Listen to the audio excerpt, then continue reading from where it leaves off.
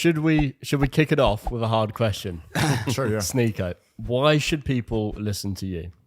Because I am constantly trying to inspire, motivate. I like high energy and get better. This year is all about self-improvement and about, I think, filling that gap. Now that Andrew and Tristan, by the time that people are watching this, they're in prison right now. They just extended it. And Tristan told me a couple months ago, he said, like, I'm passing the torch to you. And Andrew said, if I'm Morpheus, you could be Neo. And I think at the time when I first started listening to their content, I was kind of a degenerate. I was doing a lot of degenerate stuff. I was smoking weed all the time. I didn't really have a clear purpose. I was an atheist. And my life has completely turned around in the span of like several months. I was thinking about that a lot on the Uber here, how even like 5-6 months ago, people have been watching my stream to see the growth of streaming every single day, of working hard every day, going to the gym every day, doing the right thing every day, praying every day. It has completely turned my life around. And now I'm at the point where I'm walking around in Vegas like, whoa, like it. And I think before then, maybe last year, like I was telling you the story, I was just part of the degeneracy, but now I'm like, the West is done. So I think people can listen to me and get inspired and learn something, because my motto is seek truth through funny. And I think that the truest thing is usually what's funniest. If you're not capable of being funny, like Kamala Harris, the vice president, for example, she's like, school bus, ha ha ha. It's like, it's creepy the way that they don't understand humor. If you're that filled of nonsense, you're not able to communicate or even be human. So every day I stream, and I always try to talk about the subjects that other people aren't going to talk about. And I have nobody in my ear telling me what to say. I only care about being funny, having fun, exposing the truth, and improving. So has having money changed you, do you think? Some people say it has, but not. I don't think so. I think it's made me more well-rounded, and it's given me more responsibility. I'm in charge of more people now. I have more employees, and I have more I have more to risk. When I was a brokey, it's just, that's what you could be more of a degenerate because you have nothing to lose. So you just be gambling $1,000. It doesn't matter because I only have $10,000. But now you got to be more responsible and smarter. And I have to constantly, like now when I sit down at a restaurant, I'm always sitting like against the wall, making sure I could see everybody. And I'm more responsible and I'm thinking more of the future now. Like, how could I build an empire? You know, I made $1 million, but how do I make 20? Mm. So did you kind of like change your life before accessing the million, or did you get the million after changing your life? So did it help you make the changes, or did the changes help you make the money? It would happen at the same time. Right, you know, okay. I don't think I would have been able to get to $1 million if I wasn't changing my life and wasn't making the right decisions. I would not have been able to put myself in that situation. So it was a constant thing. It happened at the same time. But now you have $1 million. When you're a kid and you think about $1 million, you're like, that's incredible. I'm a millionaire. But now you have it, and it doesn't even seem like that much realistically, because you know the IRS 100,000, something like that. You have employees, or like maybe half of it is in a business or something like that. Then you buy a car, it's in another 100,000. So it's in different places, and it doesn't actually seem as much before. Like before, it seems like incredible, but now it's just, you know, part of your life. You mentioned student loans. How was college for you?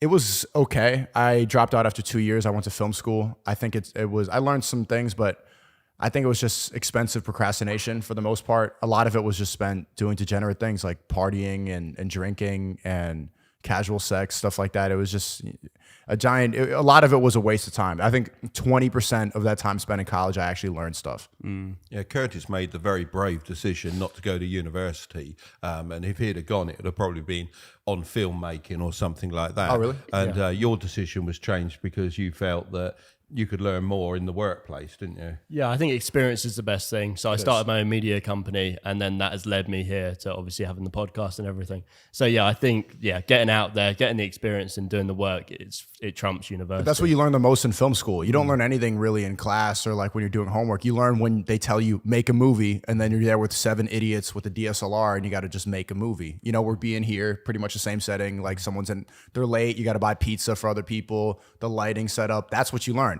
And it was ironic because you're sitting in class and most people are just on Instagram scrolling or hungover, or they're skipping because they like made up some excuse.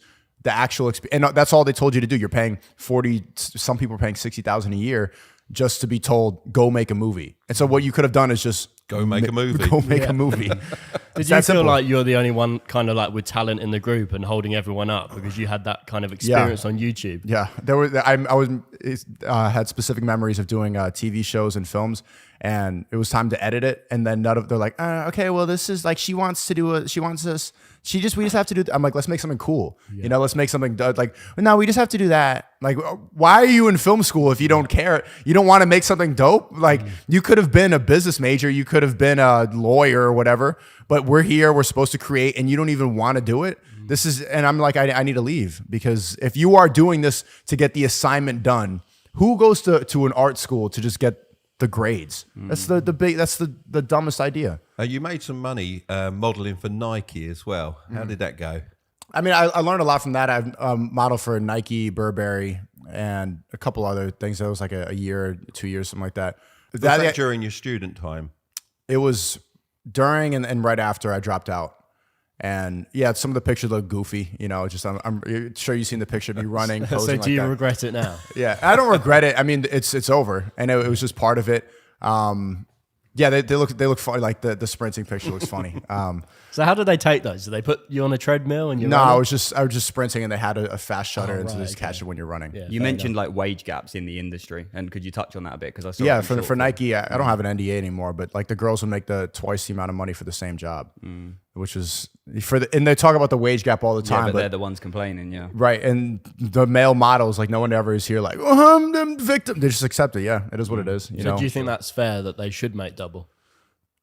No, of course it's not fair, but I mean, life isn't fair. I think it is kind of fair because they're providing more value. People, obviously, like women are more likely to shop for clothes and everything. And I suppose women buy a lot of men's clothes as well. So if they're providing more value to the marketplace, surely they should earn more. I don't think it's because they're providing more value to the marketplace. I think it's because women are valued more for what they look like. Yeah. And so it's the same thing when they talk about porn people. Men make no money and women make like 3-4 times the amount. It's because they are seen as objects of beauty more. I don't think that's true for Nike, for example. I think men buy Nike way more, like sports clothes. Like, I'm doing the sprinting thing. Those are like shorts and backpacks, stuff like that. I think that's men. I think it's just because of how women are seen as objects of beauty. So that's their value. And you worked for Mr. Beast for a while, I understand. What happened there? And I found that really interesting. Yeah, that could have been quite a career path. I didn't know anything about that. I only just found out today. I thought, wow. Yeah, so that could have been a career path. And ultimately, I decided that I wanted to be a voice more than anything. And his content, he just posted this great video giving people the opportunity to see blind people. I saw that last night, yeah. Yeah, he's doing really great things. And that's just not what I wanted to do. I've always wanted to be somebody who could use their voice to shake the room. I'd like to have that impact and talk about politics, social issues, and talk about what's really going on. And that just wasn't the direction of Mr. Beast's content. I think back to it, I remember wanting to make specific jokes, like jokes about Trump and Hillary, because I was working like around the first election, or the first Trump election. And afterwards he regretted like even adding those jokes. I think he edited them out because he just wanted to be clean. He wanted to be friendly for everybody. But I like, racist jokes, homophobic jokes, stuff that like people are like, huh? I like when bit of dark humor. Yeah, I guess you could say so. Edgy jokes, stuff like that. It's just that's what makes me laugh. And it seems very off-brand for you now. Like when I look at what you're doing now, it's completely different. Mr. Beast, it just seems unnatural. Because we went on two completely different tangents, but we started at the same place, which I think is the interesting part. We both started making Call of Duty commentaries, and there was a generation of people. I'm sure you guys. How old are you? Like 24. 24? 24 as well. We're born on the exact same day, exact same year. Everything. Yeah. Really? Yeah. 30 plus.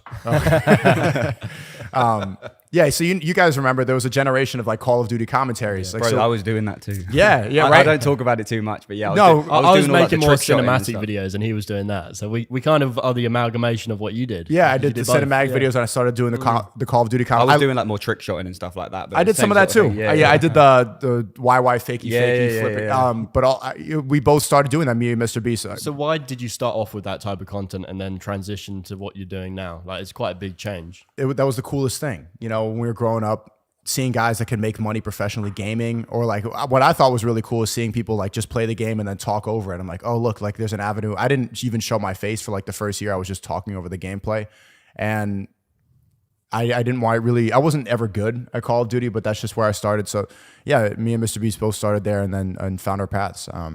But that was just the coolest way, I think, to make money online. Like you can make money playing video games. Like that was insane to us. I wish that I knew it would turn into this. Like back then it was like something, but you never knew it would turn into this. Like, No, you you look at didn't. like FaZe and people like that now. It's crazy. Well, what the they're FaZe stock is crumbling right doing. now. But I mean, even the fact that they've gone public though, that's true. you would have never thought that. No, and our parents doubted us. I'm sure that you thought that was some goofy thing. Yeah, well, to be fair, we didn't let him play games. I say didn't let him. He could have played games, but we didn't encourage him to play games. So therefore, But you you didn't. were supportive of YouTube, and you did Very actually appear supportive. in some of my videos back in the day. Yeah, So all the eating challenges and really? riding around on hoverboards and things like that. They're in all privated Men in Black now, so suits no one- and What it's really what was good. the specific role with Mr. Beast? If you did say it, I didn't catch it. I don't know if you did. I mean, it was just general content creation. I was in the videos. I was coming up with jokes. I was helping like set up the stuff. I was even editing too. I was just doing everything. Just being a YouTuber with him. And yeah, that was for a couple weeks, a couple different times, and then it didn't work out. what's he actually like in person? He's what you would expect. Very interesting to talk to. I'm sure that you would love to do a podcast with him. Why'd you private all those old videos? Do you know? I actually privated them because Kai said we should, because the brand is so much different now, and that people change over time, and people on the internet don't accept that very, very well. I think that it's not like he would be cancelled for them, but it would be funny, but it's just unnecessary. So just what's the point in having them up? I just think that they were best to go. It's But like, I think who wants to wouldn't see have us doing eating challenges when we're Yeah, talking about business, and money, success now? It's so off-brand for Mark now. I think it's cool to see the growth. That's why, before they banned me, I kept all that up on my channel, even with all the artistic content and even with the stream. I just left all my Call of Duty videos up, my face camera feel. Hey guys, this is my first video. Because I think that's an important part of the internet. It's the same thing. Like you asked me if I regret doing the Nike thing and the goofy. Like, of course, there's part of you that would be like, if I could erase that from the internet, sure. But it's like, that's just part of my life. I did that. And I think if your intentions are pure, then that's what's more important. Like I did modeling. I wanted to make some money. I was making Call of Duty videos. Was I that smart talking about like Syria and just whatever I was blabbing about, atheism? No, but my intentions were pure. I was learning. And I think that instead of trying to create and curate a perfect image of yourself, you should be able to accept the fact that humans are flawed. And that's what I think the audience should accept. Everybody who gets into content creation, they have this idea that like they need to be perfect all the time. But the truth is like humans are inherently flawed. And I like showing that. I like showing that people can change. So I was going to say, it's only when you look back in 10, 20 years' time, you'll see how the stars are aligned for you anyway, and you'll be able to track that passage through being a model, being, game or whatever it was, and that got you to where you are now. So shall we bring them back then? The eating challenges. Shall we bring them back? I don't think so. We didn't want to accept a sponsor on today's episode just because we'd have to censor what Sneako said, and that's not the kind of show we are. Now, I don't know about you, Mark, but I think when building wealth, having a network that thinks the same way as you do is extremely important. You'll bang on because your network is your net worth. For sure. And it's always made me money. Yeah, and that's a perfect segue to today's sponsor, Wow. which is our Discord group. If you want to sign up to our free Discord group with 20,000 members that are like-minded entrepreneurs, then make sure to hit the link in the description below. We'd love to see you in there. Anyway, Back to the podcast. back to the show. So Google says your net worth is about $1 million. How accurate is that? Well, the smart thing to do once you start making a lot of money is you don't disclose how much it is exactly. We but think it's fairly north of that, to be fair. that's pretty accurate. Yeah. And what was it like having Tristan throw a party for you? For making $1 million? He didn't do it. We really? were just literally days before they were locked up, we were supposed to do it, and we were planning it out, and then he goes to jail. So thanks a would've lot, been sick, Romania, preventing my party. I was really looking forward to that party, Romania. Yeah, you that can let would've him been free. sick. That would have been a good party. I'm sure they'll delay it for you and have it when they come out. I'm sure that they should have like a release party. They need time to go and fix out their life and their family before I'm like, hey, what about my party? Like they have much bigger problems to worry about. So I'm not going to be, but like selfishly, yeah, it's like, come on, man, you really have to lock them up now? Really now? So what is your prediction with the whole Andrew Tate situation? I mean, now they're trying to go and get them for money laundering because the trafficking, no evidence, the rape, no evidence, and kidnapping, all of that, just the sex things, just all nonsense. All the victims have come out and said that they're good people. There's nothing. And so they're trying to get him for money laundering, but we'll see if they get some minor charges. I was talking to Myron from Fresh and Fit about that, and he comes from Homeland Security. He was a former federal agent. He thinks that they're going to get released and then put on house arrest for a certain amount of time, which I think that will be really interesting. Imagine the podcast if they're confined to their home and they can't go out to the compound, yeah, and it's just them doing podcasts. That's going to be something to witness. But at the same time, they're probably gonna have to be more careful with their words because their lawyers are gonna tell them what they can and can't say, and the feds are obviously watching. So it's gonna be interesting. I think they're gonna be released, and they're gonna keep trying to plant evidence, but I think the amount of people that are on their side and realize that they're good people, it's gonna be too hard to lie about them. See, the difference between somebody like an actual human trafficker like Epstein is when Epstein gets accused of human trafficking, everyone's like, yeah. Everyone around him is like, it all adds up, doesn't it? Yeah, it's like, yeah, he was creepy. Like, yeah, oh yeah, 100% this guy was a pedophile. But everybody around Andrew Tate is like, no, he was a great guy. He was a great guy. And I think that reputation, I think this case is proof that your reputation with the people around you, it really plays a role into how they charge you. It's hard for the mud to stick, isn't it, in that scenario? Yeah.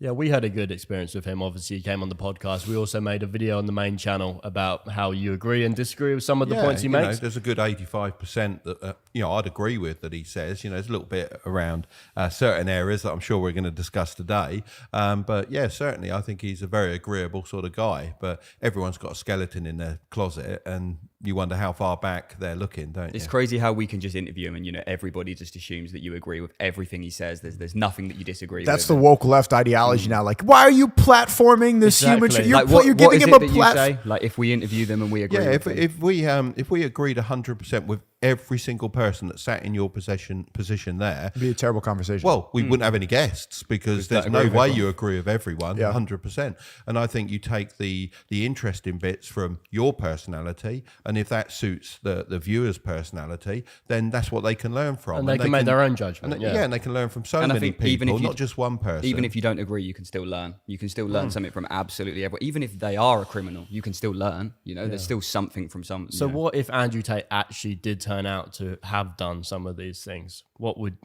you think of that? I mean, I'm putting my reputation on the line by actively defending him so much. I've been in close contact with a lot of people in the circle, and they've been giving me updates about the case, and every day, like I'll talk about it on stream when there's updates. I'm putting my reputation on the line by defending a accused human trafficker, right? If they actually convict him and he's like, oh, look, he actually was doing all this stuff, then I look like an asshole. But would you believe it if the conviction went through? I wouldn't. There's nothing about his character and what I've seen, and no, I wouldn't believe it. I would think it was planted, and it would have to be some really cold, hard evidence for me to actually believe that this guy's a bad person. Which they obviously haven't got because they'd have charged by now and taken it to court. Yeah, it's really ironic how he predicted it.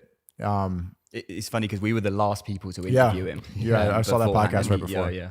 So he said all of that. He said if they lock me up, I didn't do it. If they say I killed myself, I would never kill myself. And there's lots of debate in the comments whether he said that because he knew that they were onto him, or he said it because, he said that on many different podcasts. Yeah, I suppose. So he didn't probably know that it was coming to that stage where he's actually going to be arrested, because why would he go back there? So this is what I was really interested in. Where did the name Sneako come from? Yeah, it was just going back to Call of Duty, it was my gamer tag. I said that. So it was just like a little nickname I had when I was a kid.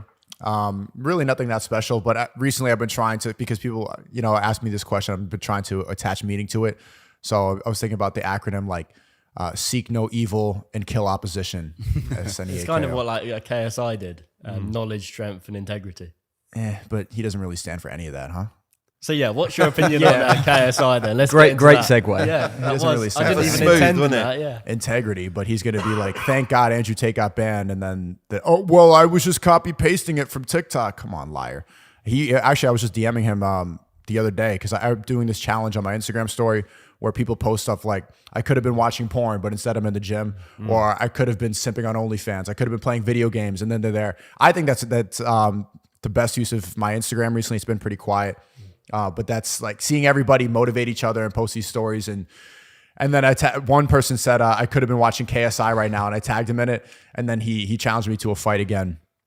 And obviously like he's trained more. So that will have to, if that does happen, I will need to train. But he's not technically a very good boxer, is he? Like, obviously, he can pack a punch. He's better than me. He's better than me. Well, So he's done a lot of training, I suppose. yeah, he's better than me. So You'd want to give yourself a chance, wouldn't you? yeah, I need to train more. Obviously, I want to say what you're saying, but I can't. There's a lot of power in sitting behind a podcast and talking about other people and stuff like that. But he would win, so I need to train more. Where does the whole like could have been watching Netflix but went to the gym thing come from? Because I think it's quite impressive, like how many people you're actually sharing that are making a positive impact on themselves because of what you've told them to do or whatever. Where does it come from? Yeah. I don't know, just something I came up with. I was just in the gym and I didn't want to go and I was really sweaty and I've been like, bro, I could have been like watching TikTok right now. And I posted it and then I think I started a ripple effect and then people decide to go instead of, and that's actually like one of the Andrew Tate philosophy that you don't go to the gym when you feel like it, you go when you're supposed to. You don't brush your teeth because you want to, but you just do it.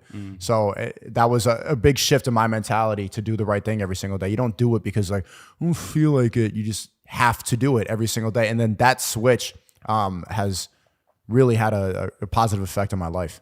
What triggered your change up in the style that you used to have on YouTube? Because it was very cinematic before, and obviously now it went to very reactionary.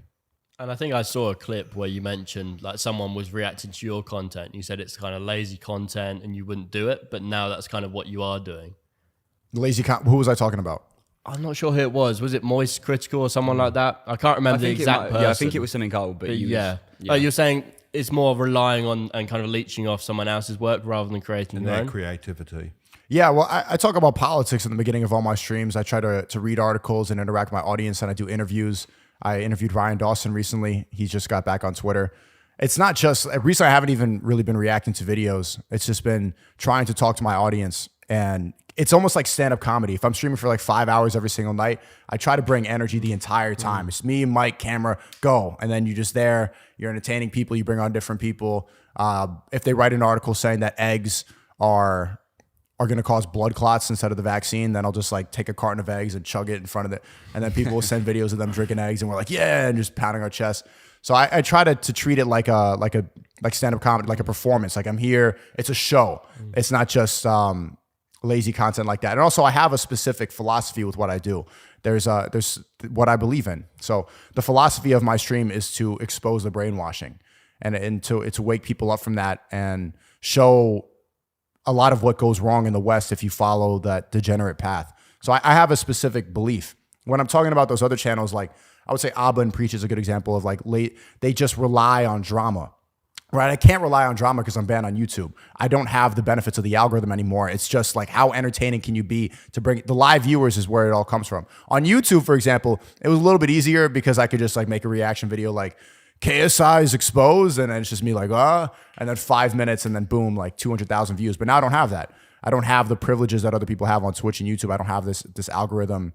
So it's just about entertainment. But channels like Abba and Preach, for example, and Moist Critical, all these people, they're older than us. I mean, well, younger than you, obviously. But they're old enough, and they're stupid. Like genuinely, they thought that the Pizza Box docs Greta Thunberg was the reason that they went to jail. That was the dumbest thing. Pizza ever. Box, That was and so no, dumb. it's really He's already stupid. posted pictures in the country, hadn't he, as well? And it's like, do you really think that they don't know when someone's in the country? No, Like, obviously they're going to know. But that's what happens when you are just a reaction-based like drama YouTuber without any specific philosophy. If you just this is an entrepreneurship podcast, right? It's learning how to make money. It's business-minded. You have a goal, which is why like I'm here, and this is why the conversation is good. Those channels are just like, yeah, so today this is what happened, and like, yeah, that's dumb, right? Yeah, like just nothing. Like robots. And if you even look at like the subject of the banner on their YouTube channel says, we talk about everything. Like we just talk. We're just here to talk, but there's nothing. So that's why I think that's lazy content. You're just profiting off of drama and not trying to put a spin on it. So do you think you'll return to making cinematic type YouTubes or films? Because undoubtedly you had a major talent there. But he's banned on YouTube. How can he? No, but for films or whatever, there's a talent there to be nurtured. Do you think you'll ever return to that? Because for me, it looked like you enjoyed doing that sort of content, like really enjoyed it. It's like a passion. Yeah, I did a lot, but my goal this year is to really beat the cancellation. It's not going to be easy because everybody like from short form content, they like most of Gen Z, they know who I am. Like people take pictures of like, whoa, I watch you all the time. I'm like, where do you watch me?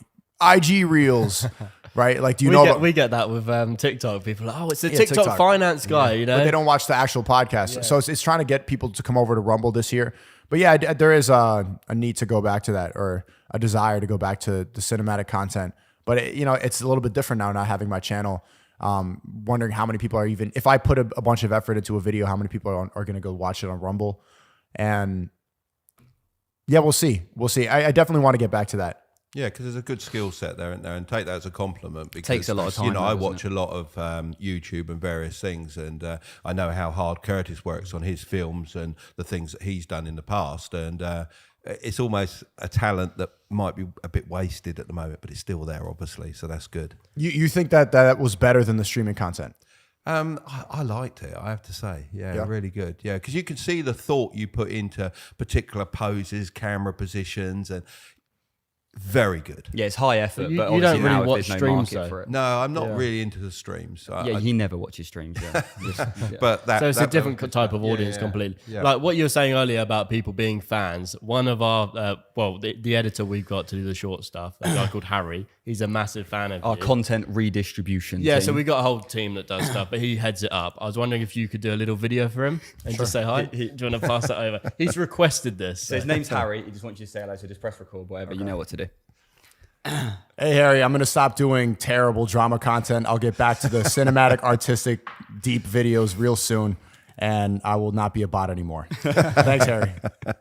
Awesome. He'll love that. He will love Thank you, bro. Here's one of the uncomfortable truths about it. I was taking quite a bit of drugs when I was making those videos, and I don't want. creative drugs. Yeah, I mean, I would say psychedelics inspired a lot of that. But then the Beatles did that. And look how big they got. Right, that's true. Yeah, it's true. I was taking LSD sometimes, and I was smoking weed all the time. And when I was editing, I was always taking Adderall, so that I could stay up and really like be meticulous about everything. But I don't. Maybe you should get on that, Tom. Bit of Adderall, get more work done. See, that's what I'm saying. That's what I'm saying. When you talk about that, people are like, "Oh, should I do it?" But I don't want to promote drugs for anybody. But that's honestly how I got into that mind state. A lot of times was drugs. And people change. That's what it's all about. Yeah. How about coffee though? Do you use that now more instead of the drugs? Yeah, I mean, every time I stream, I'm drinking caffeine. But this is better for talking. Like there's different drugs for different things. So caffeine is like, talking, entertaining, live streaming. But if I was like smoking weed, I tried to smoke weed on a live stream before, and you just like look at the chat. Oh, what are they talking about me? What are they saying about me? And then it's just rolling by, and you don't know what's happening. It's not really conducive to good live streaming. Is it hard to keep up like the high energy? Because obviously in your older videos you're a lot more reserved, and now you've created this more out there personality, or maybe you just changed as a person. Yeah, I think I changed, and it's also a different mindset, different beliefs at the time. Yeah, I have been thinking. I like that you asked these questions. I've been thinking about this a lot recently about like what type of content I want to do, but I am pretty. I want to, in a sense, take revenge on all the people that laughed when I got canceled. Like there were a lot of people, successful YouTubers that's like celebrated when I was canceled, and like, the fall off, this misogynist, he's over, the devastating demise, and they clapped. And I don't want them to be able to win in that sense. I don't want them to celebrate my downfall. I want to go and show that even on Rumble, I can do better than them. So eventually I'll get there, but there's kind of like this vengeance thing going on. Like, I'm not going to let these woke lefts and nothing YouTubers win. If you could undo the cancellation, would you? Or do you kind of like the... No, I don't live in regret. The same thing with the Nike thing, or... Yeah, see, Tate said the same thing. Yeah, there's no point. It's just, it's all supposed to happen. I'm a firm believer that everything happens for a reason. So, and I do like the challenge a little bit. I think having obstacles to climb makes you stronger as a person, stronger minded. And I think this was supposed to happen. It was getting really easy. Like at a point on YouTube, like when I was doing that reaction content, it was stupid. I could just react to 5-6 videos in a night. Each one would get 100 to 100,000 views. I was printing money, but Google stole it. I mean, I'm still suing Google right now. Yeah, they were only like $150,000 to $200,000 when they deleted my channel. They kept it all. So was that like 1 month's AdSense that hadn't been paid out? Yeah. How do you feel about being considered a role model at such a young age when you're still trying to navigate the world yourself? So I like that question. I think the best way to approach that is to show that I'm constantly trying to improve. If I don't try to see a lot of the criticisms from the people that are like, he's a misogynist, they say like alpha male Sneako. I've never called myself an alpha male. I don't think I'm at that point, but I want the people that look up to me to see like, okay, this is a guy that's on his journey to becoming that. He wants to become that and do the right thing every single day. So I want to do that too. If I can inspire people and show people that I am trying to do the right thing and trying to be entertaining, trying to be everything that you're supposed to be as a man, then that will be the best way that I can inspire the youth. Because it's true that there's a lot of teenagers that do look up, even like kids. I was at the beach the other day and like these 7-year-olds are like let's play soccer, and I'm playing soccer with these little Argentinian kids, and I'm like, how do you even know who I am? Like the power of TikTok is so strong, and so I would like to steer them in the right direction, because there's a lot of people that you're supposed to look up to nowadays. They have nothing going on. Like they really don't talk about anything, and they just promote garbage. So if I can steer them in the right direction, then I would have done the right thing. So what do you think's really wrong in the world for a man in the 21st century? Well, everything is becoming extremely female oriented. TikTok has done that. Social media has done that. The politics have done that. We are moving towards a female centric society, and there's very little room for a man to find himself now without getting shamed or getting ridiculed or getting called an incel, racist. Like the shame and the guilt of a man nowadays, I think, is the biggest problem. So if you could provide an outlet, like if someone in my Instagram story, if we can show that we can motivate each other and inspire each other, because nobody else, like they laugh at men. Like here's an example. If a guy gets his penis cut off by his ex-girlfriend and she throws it in the dumpster, they'll be like, ha ha, dumpster dick. Hey, dumpster dick, what's up? And they'll make fun. It'll be a joke. But if you flip it, see, it's kind of funny, dumpster dick. But if you flip it and a guy like stabbed a woman in the vagina and then ripped, that's like, they'll start a charity drive. There'll be protests. There'll be a song about it. The celebrities will get on TV. Men are ridiculed constantly. And you see it in the movies and everything. You're not empowered as a man to be strong. They want to bring down your power, and they want to empower women. And do you think that's because men have dominated for so long up to this point? It's because of the patriarchy? No, I think that they just want ultimate power. Part of it is like the revenge and like equaling out the powers, but that's a lie. Feminism is a lie. And the gender fluidity thing is all a lie. It's all fed to us by certain people at the top so that they have ultimate control. If they can control guys like us at our age, then they can completely run society. And I think COVID was a perfect example of that. When do you think you will reach that alpha male status if you're working towards it? Maybe in 10 years, when somebody can challenge me to a fight and I'll be like, no, you can't say that. Or when I think maybe 10 years from now. I don't know. Maybe I don't ever want to find it. Maybe the constant pursuit and growth is because men, your happiness derives from constantly working. Could you confirm that? Absolutely. I love working. It's an endless mountain to climb. It's an endless challenge. Mark has multiple businesses. This whole YouTube thing. We've got his main channel. We've got the TikTok. We've got the podcast. There's so many things. That's more of the side businesses. Yeah, and then there's the main businesses, buying and selling and creating and designing. There's loads, and I love it. Simple as that. Yeah, if you retired, what do you think there's no purpose to your life if you just... If you feel like I made it, then what are you going to... I don't think you've ever made it. I think people that say they've made it, well, they might as well roll over and die, and I think retirement for you would be like YouTube. You know what I mean? Like you would retire from the real businesses and then step into this. But there'll always be something to do. There'll always be a new challenge. And if there isn't a challenge, what's life all about for a man? That's what I think. So yeah, nothing. You just watch TV and have pajamas on.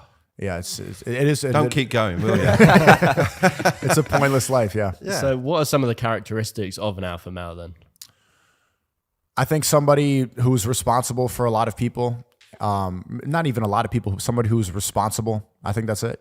I think if you have people that rely on you to do the right thing, and you're the guy in charge and they look up to you, then that's the alpha male. How about loyalty? Is that a big thing? In what sense?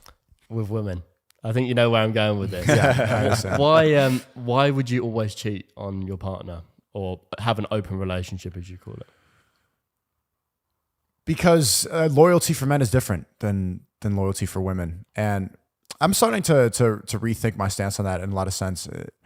It seems like you're just chasing a bunch of nothing. Like casual sex, it's pretty much not that much different than masturbation.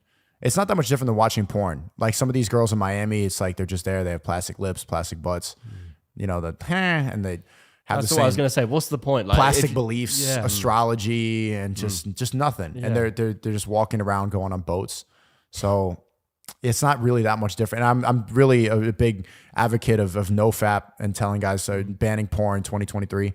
So it's like, is it really that much different, or is it just? But it does. The reason that I want to constantly do that is it does help keep your spunk about you as a man. You know, having to put on the nice clothes and stuff like that, or like being able to that girl, like having the balls to go and talk to a woman that's extremely attractive. That keeps something about you, the essence of a man that I want to keep in order to have everything else in order. Don't you think there's something to being like loyal to one partner? Because I've got a girlfriend that I'm loyal to, and I can't see myself wanting to get with anyone else, just because I value that loyalty between us.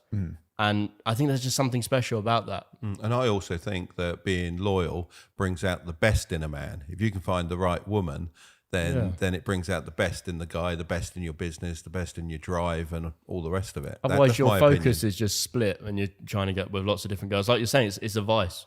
That's how I see it. Yeah, it is. And that sounds nice. That sounds like having a woman that can just satisfy that completely. But I like you're starting to convince me a little bit of that. So have We'll see. we got an exclusive? We changed Sneako's opinion. No, I don't. I think he's working on almost, that almost. opinion I've been thinking himself. about that a lot, especially I've been reading the Bible more and getting more and praying more and going to church and everything. And then like one of the major criticisms I get from my chat is like, okay, well, you're talking about this all the time and you engage in premarital sex, sex out of wedlock. Like and they're right. So I guess that would be a perfect world, but it just, I don't know. It's hard to find that woman in the West. Like from what I've experienced, like none of them, I get bored really quickly, like one day and it's just like, okay, like please go away. Like just enough. I don't understand how, when I have done monogamous relations, I've tried to, then I get comfortable and then I don't really put in the effort anymore. Then I won't get the haircut if I need to. Maybe I'll be a slob a little more because she's there. And I don't know, it just makes me I don't like a specific routine to that level. How do you manage that? I mean, I would get the haircut, to look good on camera. You're the same. Like you just want to make sure you're the best version of yourself for business and other pursuits. And then in the background, you can get comfortable with your girlfriend. Do it for yourself and not for women. Yeah, like you don't have to do it for other people. You can do it for yourself and become the best version of yourself. Yeah. How long have you been with your girl? Well, I haven't actually been with her as long Yeah, as... I've been with mine like 7 or 8 years. 7 or 8 years? Yeah, I've been living with her since I was 17, probably. You've never cheated? No. In 7, 8 years? Wow. I can trump that. How long have you been Yeah. monogamous? I've been married 20 years, with my wife 30 years. Obviously, we had Curtis out of wedlock. I was blessed with my son. And yeah, that's fine by me. Fine by me. I would agree that for a guy, it's probably harder to be monogamous because, if a beautiful woman walked into your bedroom and dropped all her clothes off and said, ravish me, I mean, you would find it particularly difficult. Whereas with a woman, she'd just go, get out. So I think it is harder for a guy, but I think it's very important that I think that's part of being you a have good strong man, relationship. to be able to resist that. What do you think? Yeah. You make a good point, but it's like, it just sounds so boring. But maybe that will come with maturity. That's Like something I'm still... resisting drugs, resisting alcohol, all of those things, porn. It seems to fit your kind of ideology. Yeah, but that's the one vice that keeps you... in my life, it keeps everything else in check and like keeps it running. How about having a family in the future, though? So if you Of course I want a family. So if you had kids, would you still, see other women, or would you want to be monogamous for them and set a kind of good example? Having a couple wives sounds nice. A So couple. they would be loyal to you, but obviously Yeah. then you would see other Yes. people. And can they truly be loyal to you if you're not loyal to them? Truly. Or truly happy, I should say. I think so. I think if you're providing everything that they need.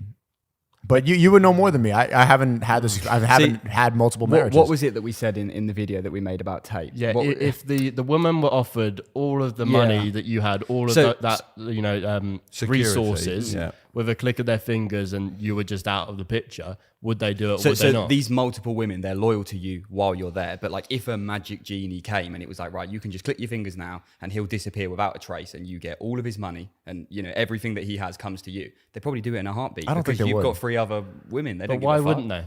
Because you're not loyal to Because them. as long as they've got what you can give them, then they don't need you. It's not really how much you give them resource wise. It's also what you give them mentally and spiritually. Do you think you can spiritually and mentally give them what they need if you're not loyal to them? Yes. And how so? So what do they require that isn't, loyalty? That masculine presence. They need leadership. They need. Justin Waller describes it well. It's like you need to be that mountain that their emotional waves crash against. If you can calm that, and you could be that balance, the masculine balance to their feminine.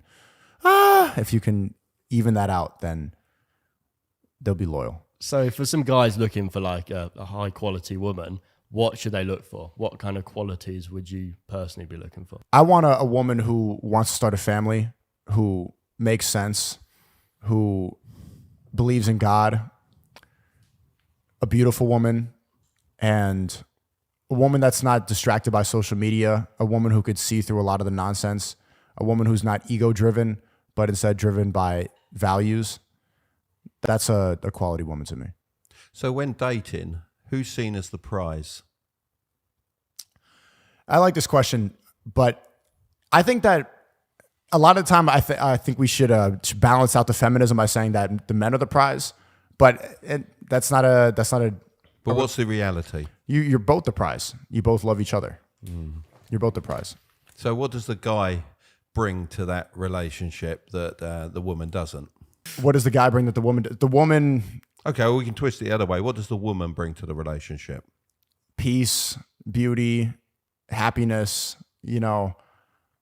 The feminine nurturing, all the good things that a good mother that you would want to in a good mother. And the man is hardworking, confident, capable of leading. It's the balance. So if it's not that one is the prize, it's that you're both the best versions of yourself. Okay. Well, that's what I try to get within my relationship, a perfect balance, a yin and yang, Yeah. if you like. And I think that's why it's worked for us. And I think when you find that, I think it'll probably work for yourself as well. Yeah, I'm all from about what the you're balance. saying. Yeah. It's so You're about important. the balance. It's so important. We won't go into your No, relationship on this That podcast. would take another 2 hours. Why they fight a lot? I just can't function without her. Like she does if I've come on this trip, she'll have packed everything for me, got it ready, prepped my meals, all of that stuff. I probably couldn't get through my day and get the things done in a day that I do if I didn't have her there doing the things that she does. You guys are a team. Yeah. That's the way it should be, Yeah, probably. I just couldn't do You it. guys you put the best case for monogamy that I've ever seen. Like all three of you in happy relationships, no fighting, no nonsense. You seem satisfied. Yeah, that's it. You make a good case for it. So how can men become more powerful to attract more women? Becoming the best version of yourself, becoming better every day. I think that men should not think too much about attracting women to that level. Of course, you need to learn how to speak to women and not be autistic and weird. But if you do the right thing every day and you constantly work and strive to be the best person, then women just, you'll stumble across They'll some be women. attracted to you. They'll just be there. They'll just they'll come along the journey with you. You'll absorb them. They'll show up. Hamza talks about all of this male self-improvement. How's your relationship with him now? Because I know you had a bit of a back and forth. Yeah, we had a back and forth because he was. I think that the self-improvement can become kind of like a weird hole after a while. Like I was like looking at YouTube and they're talking about mewing, and there's like certain gum you could buy to like fix your jawline, so they're like chewing together. This is how you chew. And I'm just thinking about like a Discord room full of guys chewing gum. It just this is too much, like there's improvement and then there's like a circle jerk of improvement. Yeah, weren't you watching him doing some stretches on a bed in tight shorts? Yeah, I was like, okay, this is a little too far. Like, who are you doing this for? And I even got criticism because I'm like what I'm doing on my Instagram story, but I'm trying to hype people up, That's like, look at me stretch it, So I think it was worthwhile to call him out on that. And also he called me out on a lot of things too that were in my life that needed to be fixed. And I think that happened at the right time. And right now, we talk about similar things, and I fully respect Hamza's what he's doing. We talk sometimes, and yeah, I think he's doing a great thing for young men. It was a real beef then. It wasn't a made up beef. No, for that the was cameras. that was real. Yeah, there was nothing fake about that. How angry did it make you feel at the time?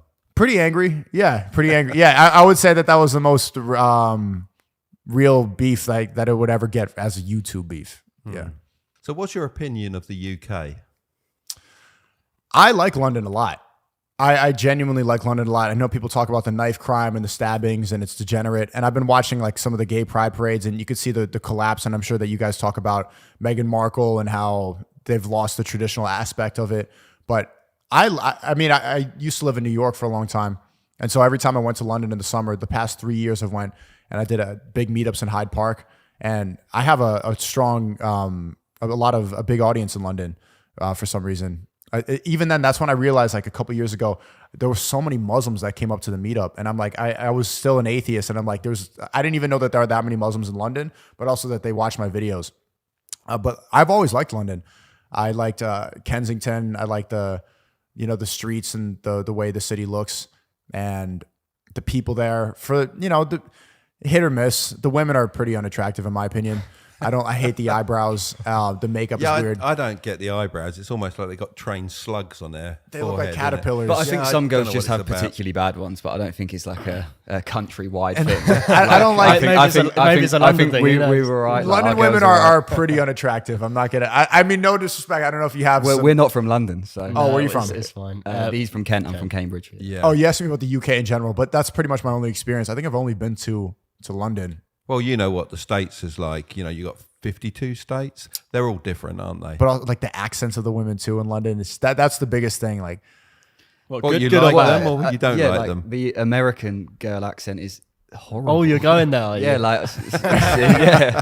So Yeah, I what, see do you what like you're the saying. accent or not? The English no, let's accent? go pub. Come on, let's go pub. Like, come on. It's grating in the same way. Yeah, that- see, But that's Yeah. a Cockney accent, not a Yeah. proper. No, but I English think it's just accent. one of them things that we'll never see eye to eye on. So talking about Rumble, do you think that'll take over? Yes, of course. Well, I'm saying that on a podcast. Yes, of course. Rumble's taking over 2023. YouTube has no free speech. Twitch is full of degeneracy. Rumble's taking over. If we weren't talking on a podcast, I'd be like, yo, this needs some work. It needs a lot of development. Also, they're fighting a lot of legal battles, which is difficult. It's banned in France. There's a lot of fights that you need to win in order to have free speech. And we'll also see if they don't cave, like if they do get to the level of Twitch and YouTube, are they going to be able to stay promoting free speech and not sell out to the advertisers? Some people say that this is the perfect sweet spot right now because you could say anything and there's just enough people on there so that the advertisers don't have too much of a hand in there. We'll see. There's a lot. Of course, people criticize the UI. It's improving a lot in real time. I talk to Chris, the CEO, all the time, and he's doing a lot of work to make sure this website runs well. But in my opinion, seeing everybody, Bruce drop him off was just banned on Twitch. Kai Cenat was just banned on Twitch. People are getting, Aiden Ross got a ban for a week for some nonsense. I want people to start being tired of that tyranny that Twitch has over streaming. Like, what's the reason that you guys go to this platform? To make a little more money? If you really care about free speech and talking about anything important, you should come over to Rumble. Do you have any other businesses aside from streaming? Yeah, I have the Creativity Kit. That's my online course. It's dropping. I don't know when this podcast is dropping, but the 2.0 version is dropping February 1st. And it's been doing a lot of work on there. I have 5 professors now. We have calls every single day. And it's a networking community.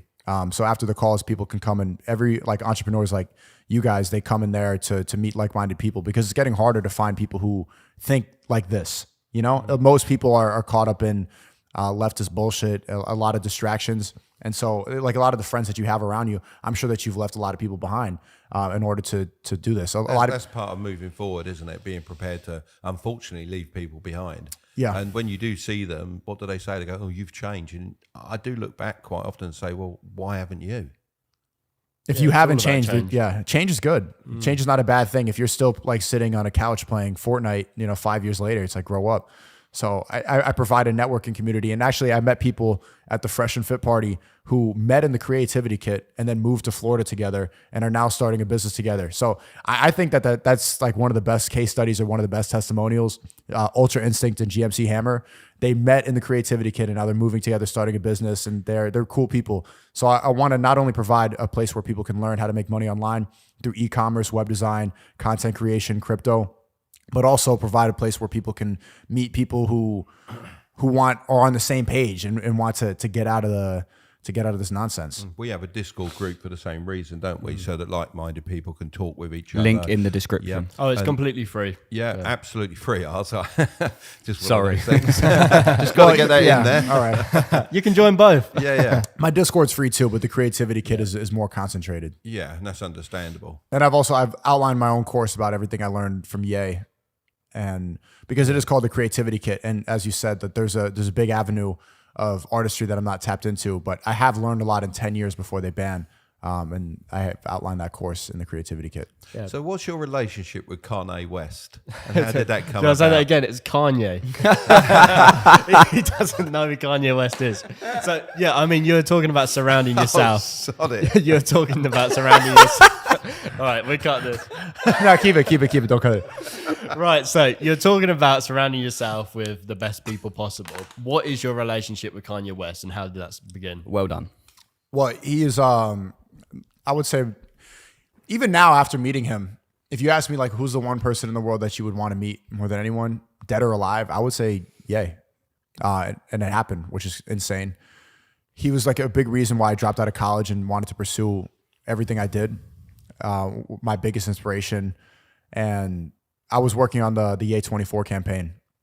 Obviously, he's more focused on his school right now, and Ye 24 is still alive, but it's difficult, man. He's got a lot going on with his family, with Hollywood, with the press. There's a lot going on. So I can't talk about that fully, but yeah, I was part of the Ye 24 campaign for a couple weeks, really concentrated, and we were there brainstorming and outlining a vision for the country and looking for he's running for president. I don't want to announce that, but Well, he said that before, hasn't he? yeah, but it gets difficult with the FEC and everything. So, but his possible run for presidency, we were discussing about policy and what it should look like and what the youth needs and the marketing strategies and what he should do going forward and what this country needs. When we were there, he's like, everything needs to be sourced directly to the Bible. All the policies, everything has to be to the Bible. And so, of course, there's separation of church and state, but having a president who really believes in some scripture and some word of God is desperately needed in the West. And everything is falling apart without some sort of God. So I think that that's the best option. And if he can bring God back and he can bring faith back in the West, I think that would help, prevent the fall of the West. Do you think the fall is preventable? Because I have my doubts. What do you your opinion is going to be more nuanced than mine. What do you think? I think the unfortunately the days of the USA being the police force of the world are numbered. Which is good. I think the US dollar is due for an absolute caning at some point. I cannot believe that it holds its value up where it does. And with the two of those coming together, I think that's a disaster for this country. What about the UK? The UK still. I think the UK is. I know, obviously, the saying that when America, gets the flu, we get a cold. And there is definitely a relationship between the two. But I think the pound is definitely. It's been through being the currency of the world. It's stabilised. And I think the currency of the world, obviously, at the moment is the US dollar. And when it collapses, which inevitably it will, as all nations that have held the world currency, they've all collapsed over the years. When it does, you're in trouble. So what's next? You've got China, yeah, exactly. Well, what is next? Is it China? Is it Bitcoin? What is it? We don't know. I think it's probably China. Like the way they're programming their, all of their citizens with TikTok. It's just inspirational stuff after inspirational stuff. Ours is cut your dick off and Yeah. do a dance. Put So it they're in a doing dumpster. both. They're programming the West to be And like then they're programming stupid. them to be smarter. Yeah. Exactly. And then even in Russia, all the men are strong versus in the West, they're not. So it's just due to totally collapse, I think. So you don't have there's no point in having hope. I talk about this on my stream all the time with Follow the West. And then I get criticisms from the traditional conservatives. There's always point for hope, because without hope, you have nothing. So there's always a place for hope. But hope doesn't win the day. You've got to have something backing that up, haven't you? I wouldn't want to raise a family in America. Seeing the drag queen stuff, I'm sure you've seen libs of TikTok on Twitter. It's disgusting. Look, they put the gay pride flag in every single classroom, pretty much in America. Not all of them, but they're starting to use the American flag as a symbol of racism. And so they replace it with the LGBT flag, which is literally trying to sexualize children. Because what does the pride flag stand for? Lesbian, gay, bisexual, trans. All of them, those are sexual things. And you're showing that to kids every day, and they're saluting this instead of the flag, and that's what they believe in. That's the ideology that they're seeing every single day. And people say I'm homophobic when I talk about that, but I just don't think that kids should be around sex to that level, especially like different forms and queer and all this other weird stuff. They're gonna think about it more. They're more likely to change their gender and become depressed and be confused and this and that. I remember a lot of people close to me, I'm not going to say names, but when I was growing up, people they went to these LGBT conferences and they came back like, I'm pansexual. I'm like, what? What are you talking about? You're 10. So what would you say is the biggest lesson you've learned from the Tates? The biggest lesson I learned from the Tates is that you are in control of your own mind, of the power of hypnotizing yourself. And I don't mean any magic voodoo spell, but today, for example, I had a couple drinks last night. So I woke up a little bit like, you wake up like, and then I started having negative thoughts, but immediately I think back to how powerful words are. And I woke up next to this girl. I'm like, it's fucking, and I'm like, but let me not say that, this queen, because if I start thinking in my head like this and I start becoming, I start resenting her, then her existence is going to be worse around me. But if I start having powerful thoughts about her, then she's going to in turn be better, not only in my mind, but it's going to reflect, she's going to see that, feel that, and then act better as well. If I start thinking, if I wake up in the morning thinking, I'm the man, I'm going to do great on this podcast, I'm going to go take a shower, I live a great life, the sun is shining, then the day is going to be better. So the power of hypnotizing yourself, not only with words and with the way you speak to people around you, speak to people with respect. And that's why everybody around the Tates has said positive things, because they are positive people, but also the thoughts you have and how important that is to program your mind properly. I've been depressed before. I'm sure you have. I'm sure we all have. And I'm sure everybody watching has. And part of depression is like thinking like I'm having those negative thought cycles and then laying down and coping with it, or trying to distract yourself from the thoughts that you have in your head. But the most important step to avoid that is if you can reprogram your mind and not even have those negative thoughts, and you won't need to do that. And then your life is going to in turn be better. So I don't even entertain negativity anymore. Everything is positive. Everything is good. And I've enjoyed life a lot more because of that. So it makes you understand magicians more. It makes you understand like the astrology people or religion. It's all positive reinforcement and positive programming. And if you could do that to yourself through prayer, and there's so many different methods, but just the biggest step is just not allowing. I think of it like, that scene of Harry Potter where Dumbledore is like taking memories out of his head with this wand. I think about it the same way, like negative thoughts. I'm pulling them out of my mind like that, and just only allowing. You love that, don't you? Yeah, I'm a big Harry Potter fan. Yeah. Do you know exactly when he has the memories, and that sometimes it can make him cry when. But I think about it the same. It's real, and even if it sounds like mumbo jumbo, it's made my life better. So I think it's a sports mentality, really. Like when I used to swim to quite a high standard, I used to like train 20 hours a week. I was visualizing, even when I wasn't training, how I wanted to do the perfect race. And it's kind of like you can't have those negative thoughts, otherwise you're not going to race well, and they get in the way of your performance. So it's thinking about life like a sport in a way. I made the mistake though. I remember my mom telling me to do that. I used to play soccer, football at a high level, at academy level. And she was telling me about how athletes did that. But the difference between you and me is that you probably visualized that and then worked and trained in order to do that.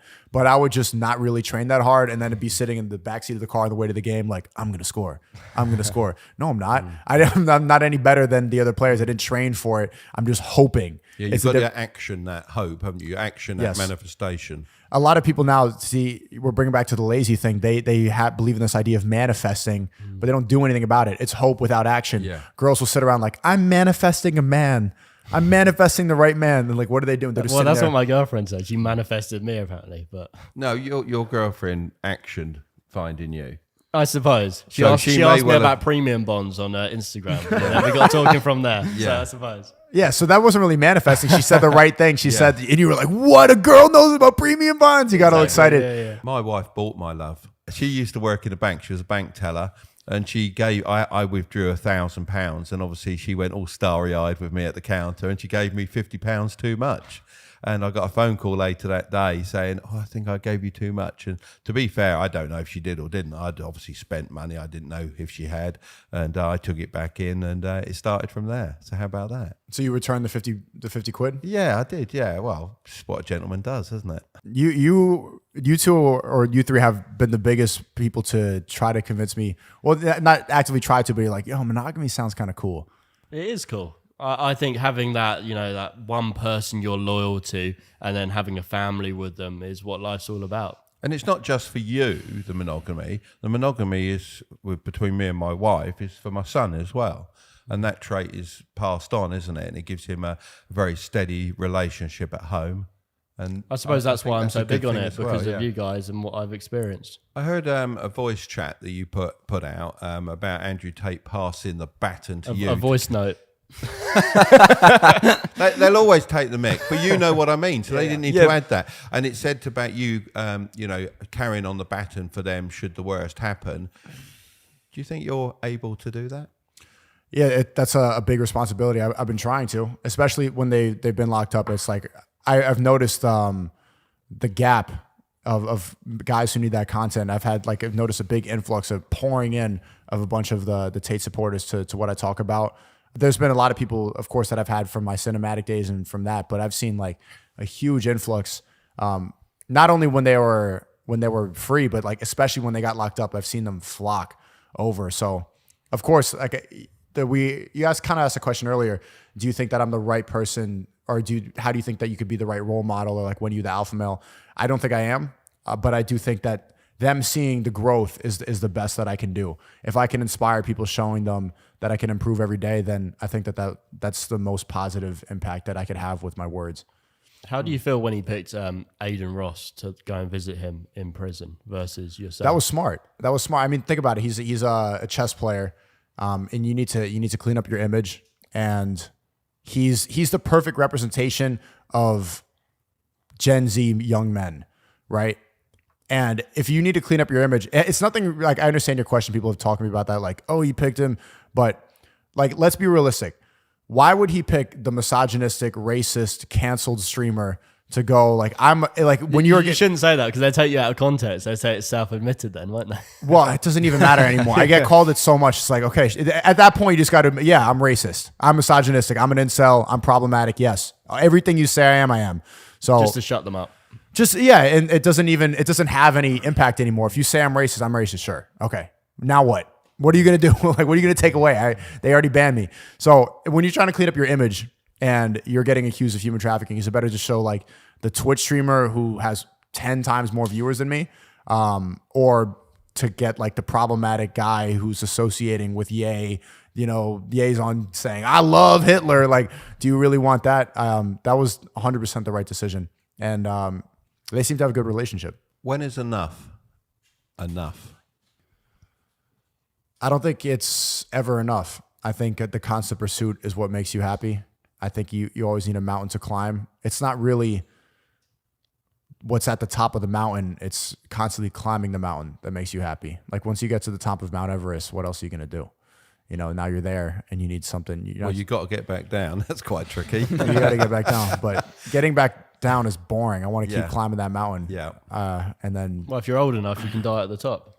Yeah, that's true. You take your last breath at the top of Mount Everest. But in a way, that's almost what you're saying, isn't it? It's a constant climb until that day where it all finishes, I suppose. And you don't want that to be at 30 or 40 years old and you've got another 50% of your life to live without any cause or anything to enjoy. No, I don't want to ever become complacent. I don't ever just want to sit in the middle of the mountain. No, I just want to always be using that pickaxe and getting higher and higher and higher and keep looking down at the other people like, come on, man, get up. And keep learning as well, because the more you learn, The more you know, you don't know. Wise words of wisdom Hey. from What Mark great Tilbury. words to end it on. So thank you for coming on the podcast. Thanks for having me. Really